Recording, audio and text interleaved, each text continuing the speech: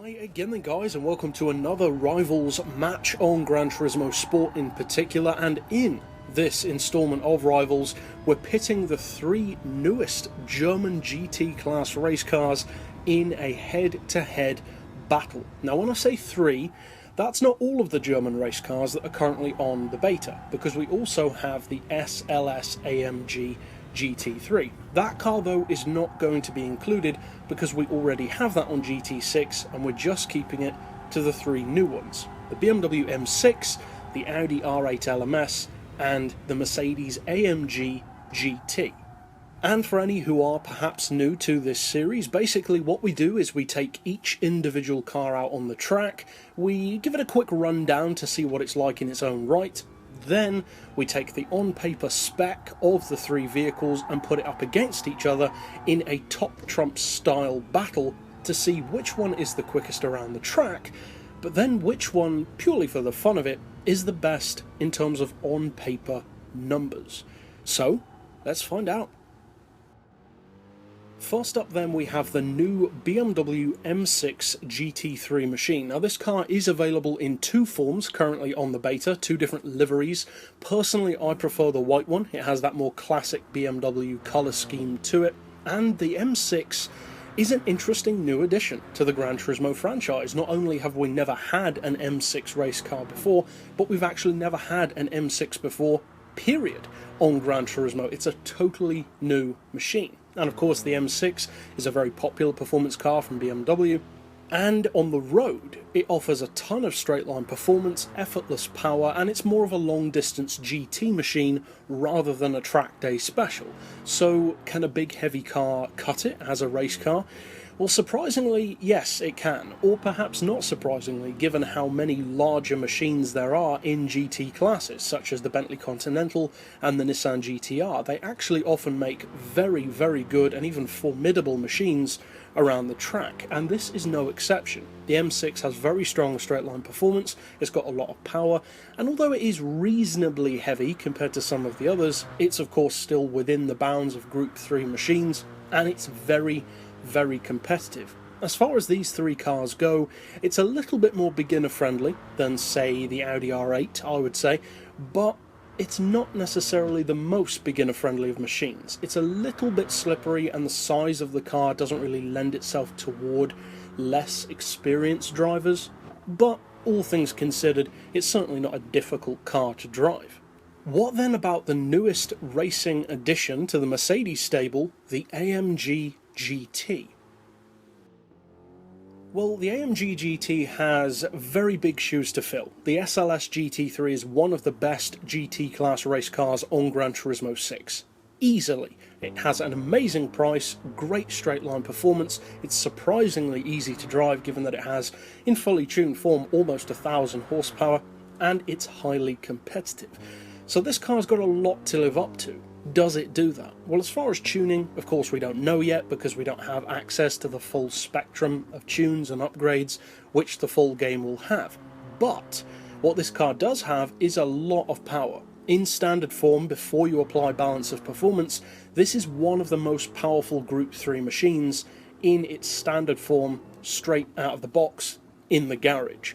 Now that power is slightly offset by the fact that it is pretty heavy. It weighs even more than the M6, but still, the power does overcome that. It's also got a lot of torque, and overall it's a very strong machine, especially on tracks which allow you to use that straight line performance even more. Of course, balance of performance notwithstanding.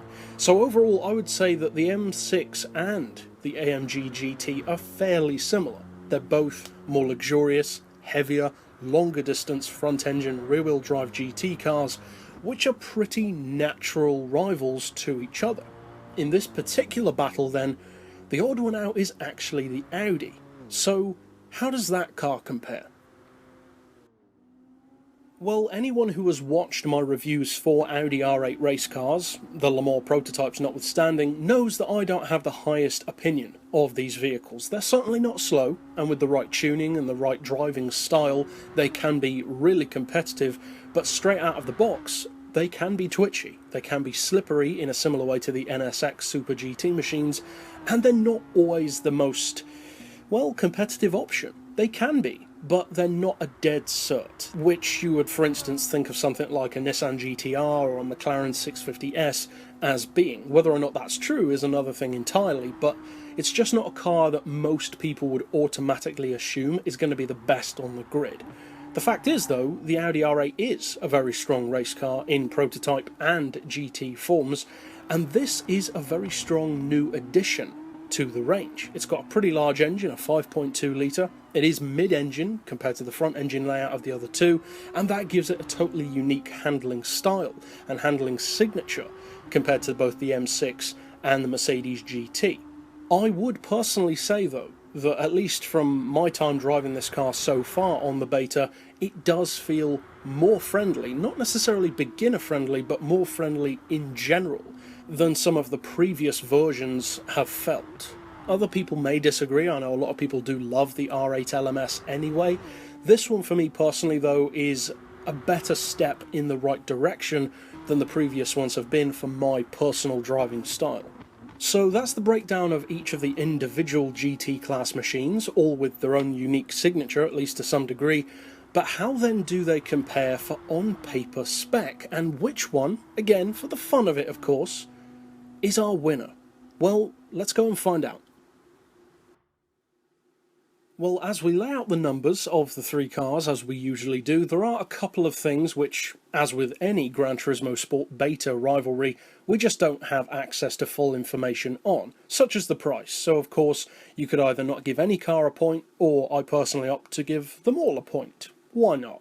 At the end of the day, it doesn't really make any difference at the moment. As far as class as well, they're all exactly the same, of course, so again, I'll give them all a point just for the sake of it. Where we start to get into the real meat of the battle, though, is the rest of the specs. Now, as I've said before, of course, and it's obvious to any petrol head, the biggest engine does not automatically make it the best car. We are, though, doing this just for fun, and of course using the methodology of top trumps. So, for the sake of that, we will give the biggest engine the point, and on this particular occasion, that point is going to the Mercedes with a 6.2 litre, which is considerably larger than both of the other vehicles. Now, technically speaking, we're not told what the size of the BMW's engine is, but we already know it's not as big as that.